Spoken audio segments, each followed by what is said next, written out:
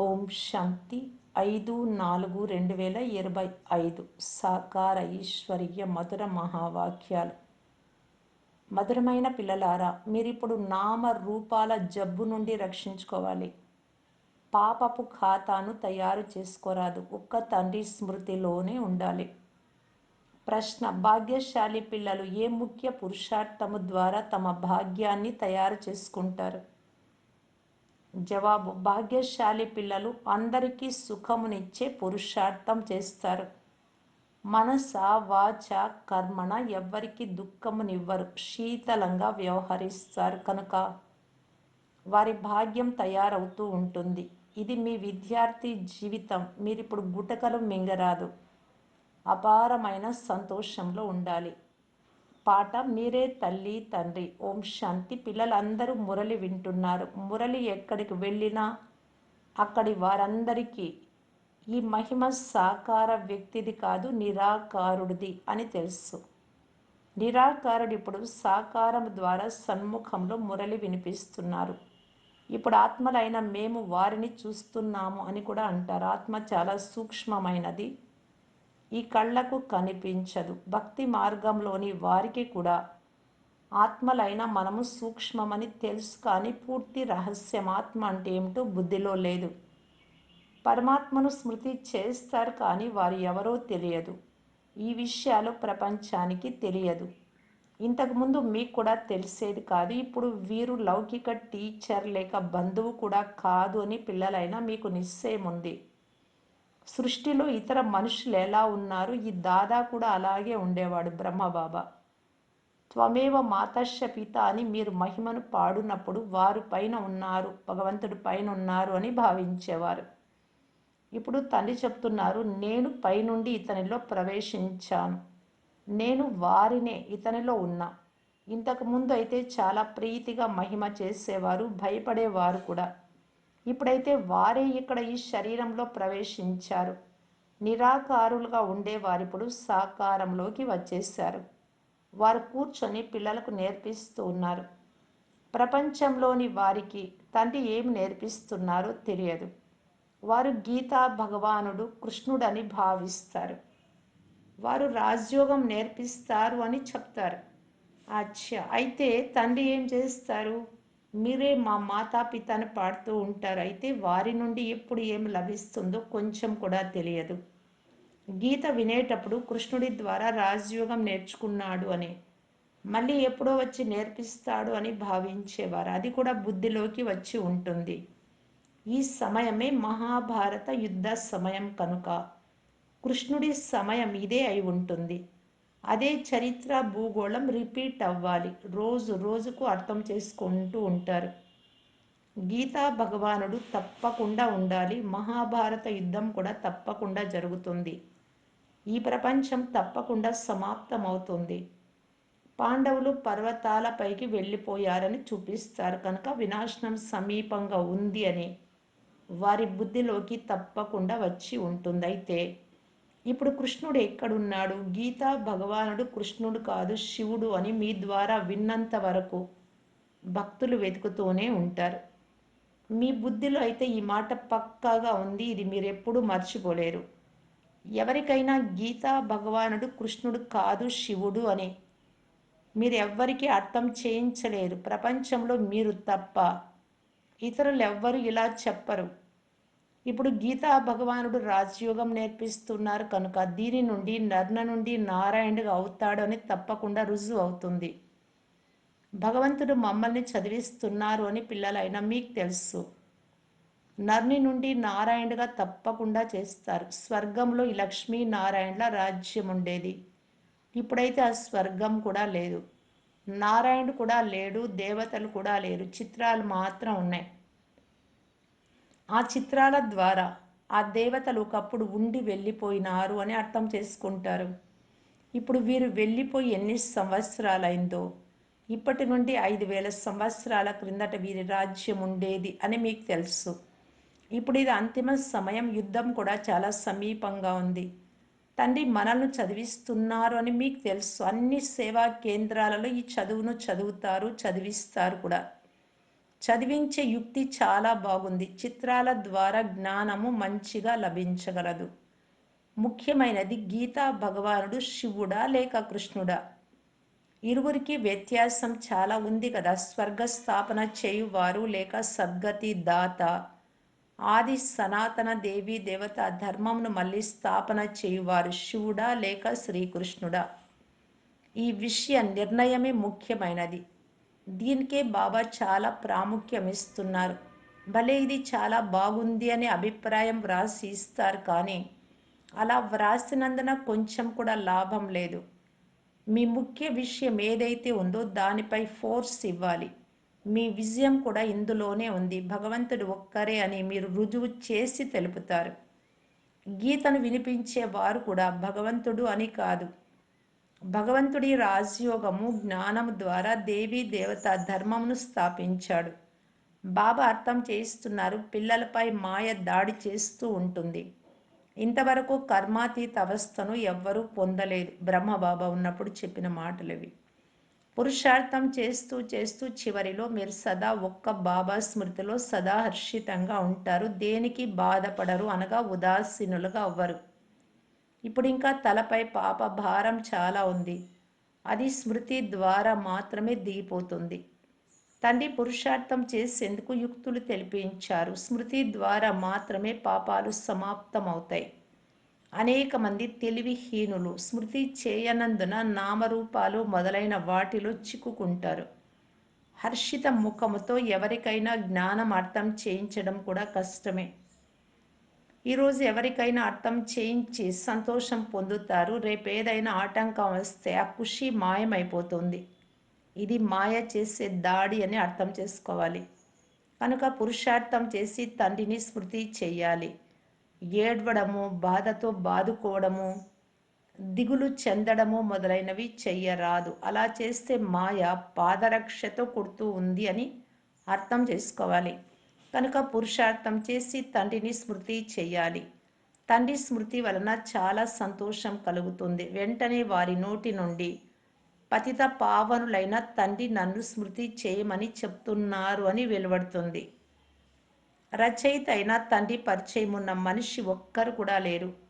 మనుషులై ఉండి తండ్రిని తెలుసుకోకుంటే జంతువుల కంటే హీనం కదా. గీతలో కృష్ణుడి పేరు వేసేశారు కనుక తండ్రిని ఎలా స్మృతి చేయాలి, ఇది పెద్ద తప్పు. ఇదే మీరు అర్థం చేయించాలి. గీతా భగవానుడు శివబాబా వారసత్వం ఇచ్చేది వారే. వారు ముక్తి జీవన్ముక్తి దాత. ఈ విషయాలు ఇతర ధర్మాల వారి బుద్ధిలో కూర్చోవు. వారంతా లెక్కాచారం సమాప్తం చేసుకొని వాపస్ వెళ్ళిపోతారు. చివరిలో కొద్దిగా పరిచయం లభిస్తుంది. అయినా వారి ధర్మంలోకి వారు వెళ్ళిపోతారు. మీరు దేవతలుగా ఉండేవారు అని.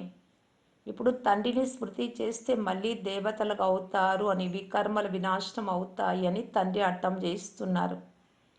ఇంత చెప్తున్నా మీరు వింటున్నా ఉల్టా సుల్టా పనులే చేస్తూ ఉంటారు. ఈరోజు మనస్థితి వాడిపోయి ఉదాసీనంగా ఉంది. ఎందుకంటే తండ్రిని స్మృతి చేయడం లేదు. స్మృతి చేయకుంటే తప్పకుండా వాడిపోతారు. ఇది శవాల ప్రపంచం. అందరూ మరణించి ఉన్నారు. మీరు తండ్రికి చెందిన వారిగా అయితే తండ్రి ఆజ్ఞ, నన్ను స్మృతి చేస్తే వికర్మల వినాశనం అవుతాయి. ఈ శరీరమేమో పాత తమో ప్రధానమైనది. చివరి వరకు ఏదో ఒకటి వస్తూనే ఉంటుంది. ఎంతవరకు తండ్రి స్మృతిలో ఉండి కర్మాతీత స్థితిని చేరుకోరు అంతవరకు మాయ కదిలిస్తూనే ఉంటుంది. ఎవ్వరినీ వదిలిపెట్టదు. మాయ ఎలా ఎదురు దెబ్బ తీస్తుందో చెక్ చేసుకుంటూ ఉండాలి. మనలను భగవంతుడు చదివిస్తున్నారు అని ఎందుకు మర్చిపోవాలి?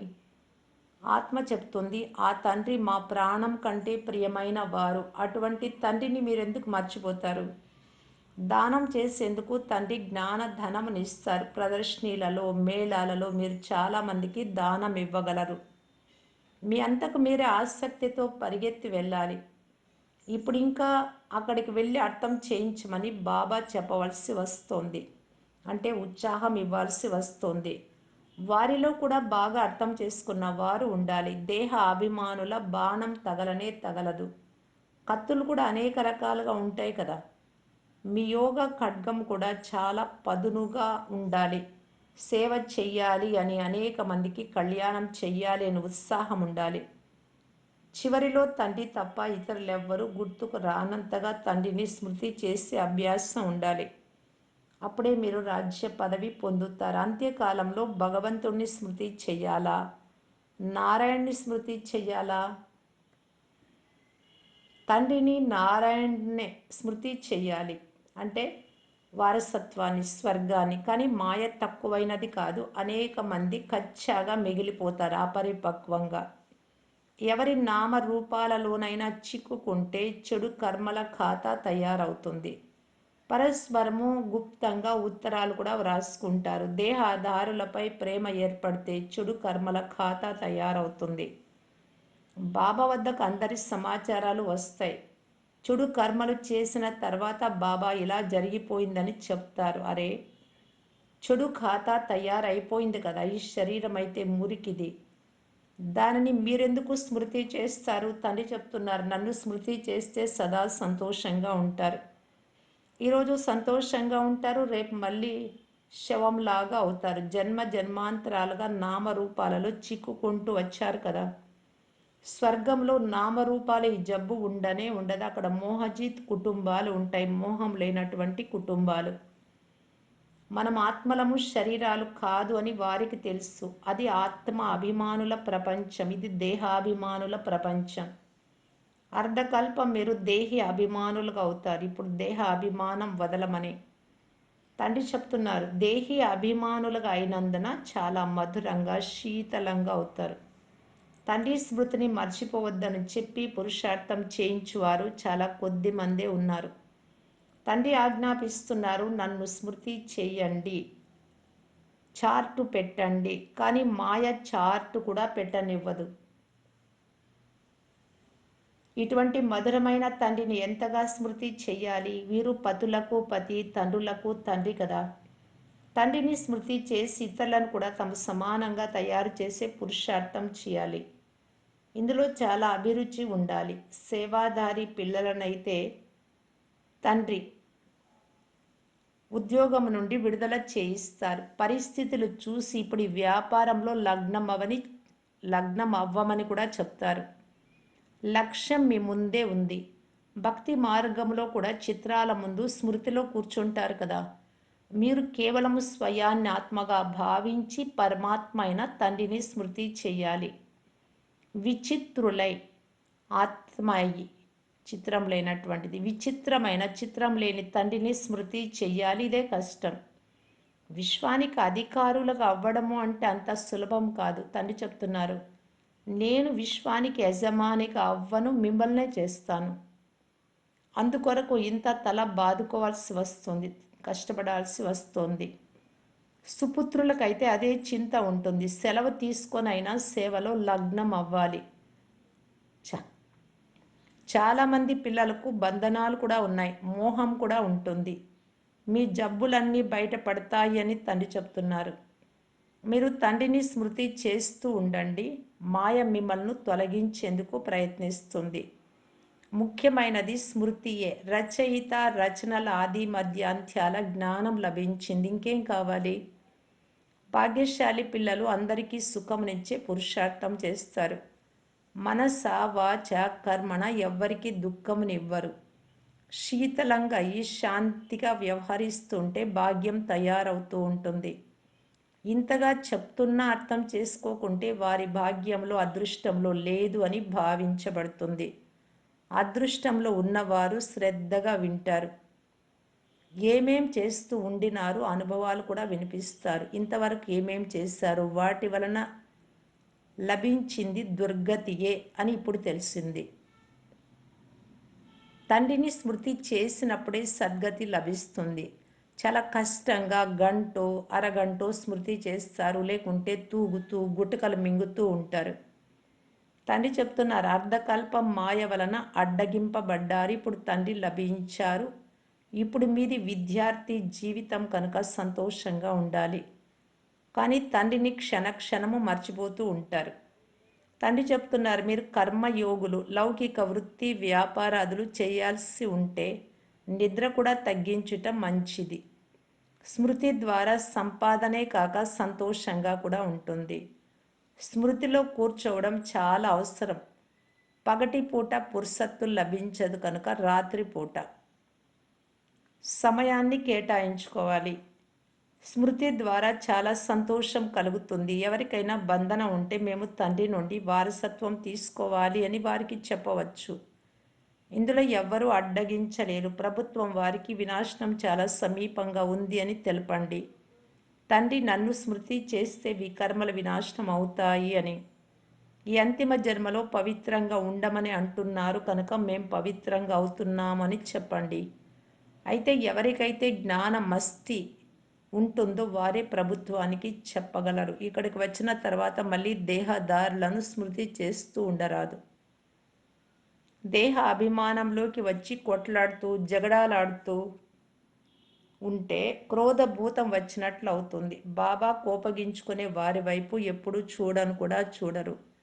సేవ చేసే వారిని ప్రేమిస్తారు. దేహ అభిమానంలోని ప్రవర్తన తక్షణమే కనిపిస్తుంది. తండ్రిని స్మృతి చేస్తేనే సుందరమైన పుష్పాలుగా అవుతారు. ఇదే ముఖ్యమైన మాట. పరస్పరము ఒకరినొకరు చూస్తూ కూడా ఒక్క తండ్రినే స్మృతి చెయ్యాలి. సేవలో అయితే ఎముకలు ఇవ్వాలి. బ్రాహ్మణులు పరస్పరము పాలు పంచదార వలె కలిసిమెలిసి ఉండాలి. ఉప్పు నీరుగా అవ్వరాదు.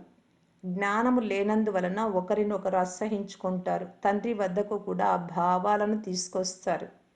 అటువంటి వారు పదవేం పొందుతారు? మీరు సాక్షాత్కారం అయినప్పుడు అరే మేమప్పుడు అజాగ్రత్తగా ఉండి పొరపాటు చేశామే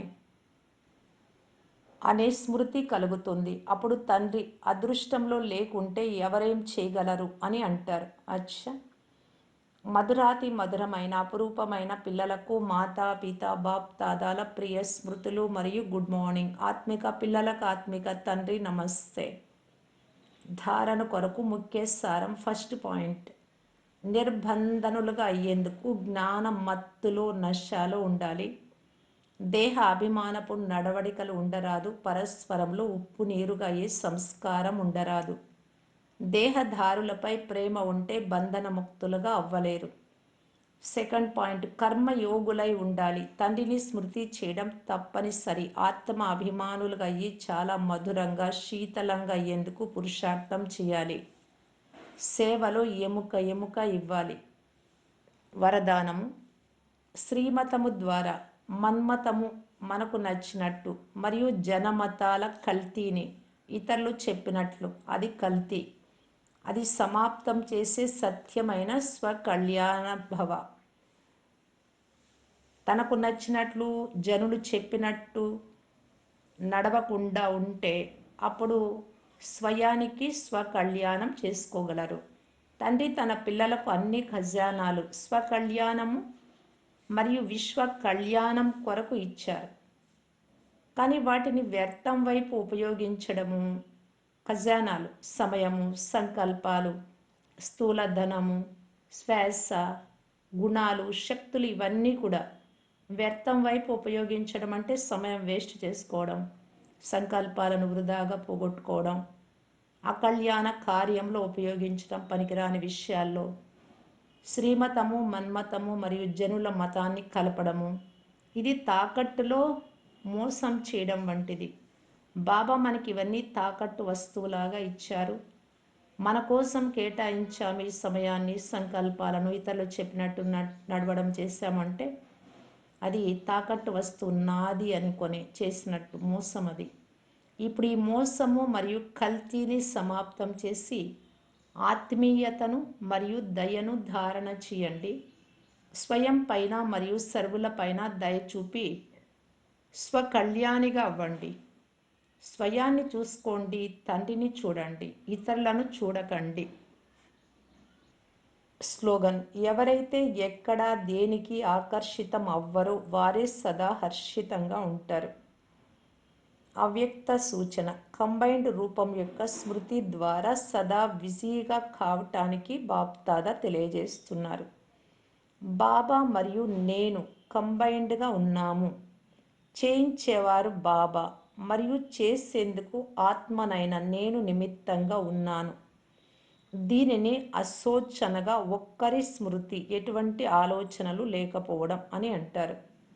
శుభ చింతనలో ఉండే వారికి ఎప్పుడూ చింత ఉండదు. ఎలాగైతే తండ్రి మరియు మీరు కంబైన్డ్గా ఉన్నారో, శరీరము మరియు ఆత్మ కంబైన్డ్గా ఉన్నాయో, మీ భవిష్య విష్ణు స్వరూపం కంబైన్డ్గా ఉందో, అలా స్వసేవ మరియు సర్వుల సేవ కంబైన్డ్గా జరిగితే తక్కువ శ్రమతో ఎక్కువ సఫలత లభిస్తుంది. ఓం శాంతి.